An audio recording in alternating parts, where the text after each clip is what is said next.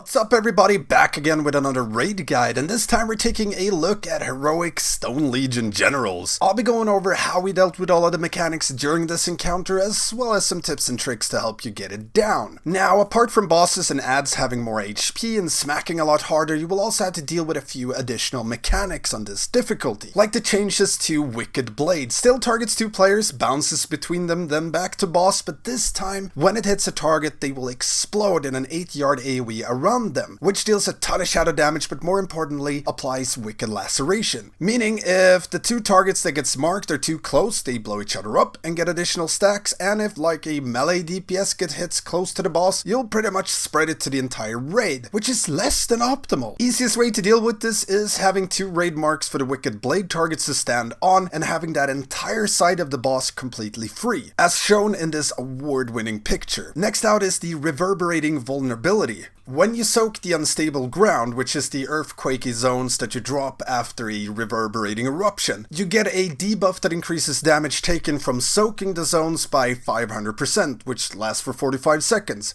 which means you will have to rotate who soaks. Really not much more to it than that. Soak twice in a row within 45 seconds and you're dead. Lastly, the Stone Legion Goliath that you get during Intermission phase on normal now spawns throughout the fight, apart from the very last phase when both bosses are up. These needs to be focused down as soon as they spawn due to the short respawn timer they have. If you focus boss and cleave Goliaths, you will most likely end up with 2 Goliaths or more, which is less than optimal. When the Goliath hits 20%, it will start stacking its healing reduction on the raid, so you really want to burn the last 20% fast so the raid doesn't go kaboom and everyone's like, I didn't get healed. With that said, let's hop into it. On pull, you want to tank call roughly where we have our skull mark, have 2 marks to the right of the boss for the Wicked Blade, and 3 marks in the back next to Prince Renathal, which you'll use when Grasshall is active for the reverberating eruptions. 1 zone per mark, and make dang sure you don't stack the zones or overlap them too much. A little is fine, a lot is not. If you accidentally soak 2 at the same time, you will die. Lastly, put a mark on the left side of the boss for the Stonebreaker's combo, which is the Crystallize and Meteor target, so that the targeted player always run there to get the smack, so people have an easier time getting rid of their bleeds and soaking the meteor. You can also opt in to always place this crystalline combo close to the boss, and melee just move out a little bit if they don't have a bleed, then back in for the meteor, whichever you find easier. So on pull, drag boss and Goliath to skull, nuke Goliath, cleave the active boss. Melee be on the left side of the skull, and range healer stacked behind the boss. Make sure no AD spamming melee or other players ever on the Wicked Blade side of the boss, and marked players run out to the assigned raid marks with it. Make sure to soak the crystalline burst from the Stonebreaker's combo anytime you have a bleed, and always soak the meteor to split the damage. For tanks, 1 on Goliath, 1 on boss, swap around 2 to 3 stacks of the tank bleed, reset in between in the crystalline burst. I even sometimes reset it while tanking boss if I was healthy and had an external low cooldown to make it safe. For healers, make sure to spot heal any player that the Goliath jumps on with its Ravenous Feast, and make sure to dispel the heart rends in a staggered fashion and be ready to spot heal them after you've dispelled, as they'll take a lot of damage. Keep killing Goliaths and pushing boss to 50% while dealing with the aforementioned mechanics. When call hits 50%, Intermission starts. Preferably you want to assign high mobility classes to pick up the anime orbs and deliver them to Renathal. You get 10% per regular anime and 30 from a Goliath. There is not much more to this phase than dealing with Call's abilities just like before, but you now have to dodge the red swirls and deliver some anime. Once the intermission is finished, Cal will flap away and Grasshall joins you instead. You now have to deal with the reverberating eruptions, soaking subsequent eruptions by standing in the unstable ground, and dodging more swirlies that you spawned under your feet. Remember that you need to rotate soaks for the eruptions due to the vulnerability debuff, and you'll still get Wicked Blade during this phase, so keep that in mind. Tank Grasshall and Goliath at skull, drop zones on the 3 marks in the back near Renathal, deal with the Stonebreaker's combo and Wicked Blade same way as before, and tanks make sure to swap on 2 stacks of the Stone Fist. Keep focusing down Goliaths whenever they're active, and keep pushing Grasshall to 50% to trigger your second intermission. Following this intermission, you'll have to deal with both bosses, all their mechanics combined, and you deal with it exactly as you've done before. Wicked Blades to mark, Reverberations to mark, Stonebreaker combo to mark. Keep soaking the eruptions, dispel heart rends in a stagger staggered fashion and dodge the swirls that Grasshall spawns. We popped Bloodlust once the last phase started, and it's just an all-out burn from there on out. Make sure they die within a few seconds of each other as they enrage when one of the bosses dies. And that's pretty much it. If you have any questions at all about this encounter, hit me up in the comments or become a patron and get access to the Stanky Discord where you can find raid week auras, healing notes, etc, etc. Don't forget the usual stuff, like, subscribe, and ring that notification bell. I'm also now streaming all of our progression on Twitch, so make sure to check that out, Stanky Gaming. Thank you all for watching, and I will see you next time.